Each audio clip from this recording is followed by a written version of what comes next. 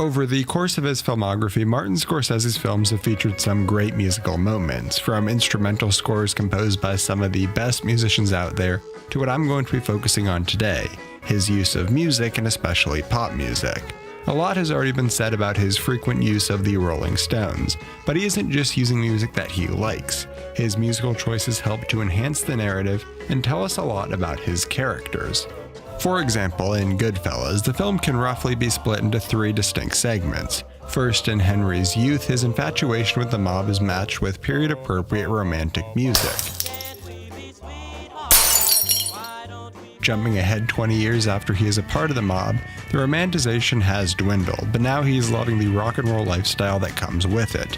The background track is classic rock from the late 60s and early 70s. His drug usage and paranoia is reflected with frequent changes in the song and a fast beat. The last 20 minutes of the movie show his disenfranchisement of the mob lifestyle, and it plays without any music until the very end credits. Paddy's Lamination is an Irish folk song that is used in Gangs of New York. The song, much like the film, focuses on the mistreatment and discrimination towards Irish immigrants during the 19th century. Although this is far from subtle, it helps illustrate what I've always taken as the main message of the film. That the crime that his future films would highlight all started somewhere, and its history can be just as dark as its present. He also uses the Dropkick Murphys' I'm Shipping Up to Boston in The Departed to help set the scene and show off the history of crime that helped shape the city.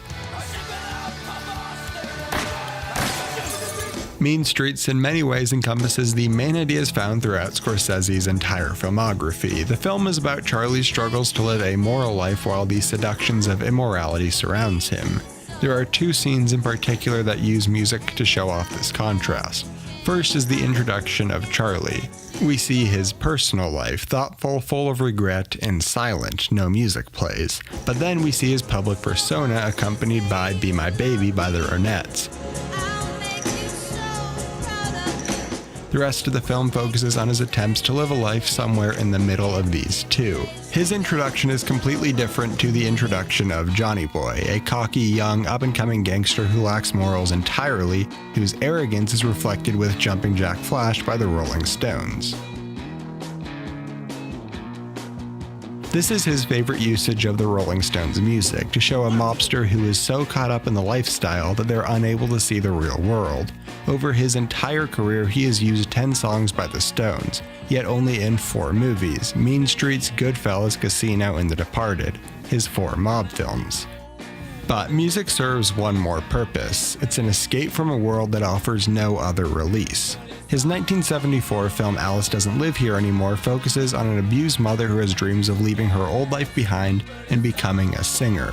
New York, New York is a love story that spawns out of Jimmy's music, and a major theme found throughout his musical documentaries is musicians finding their only escape from the trauma of the outside world from music.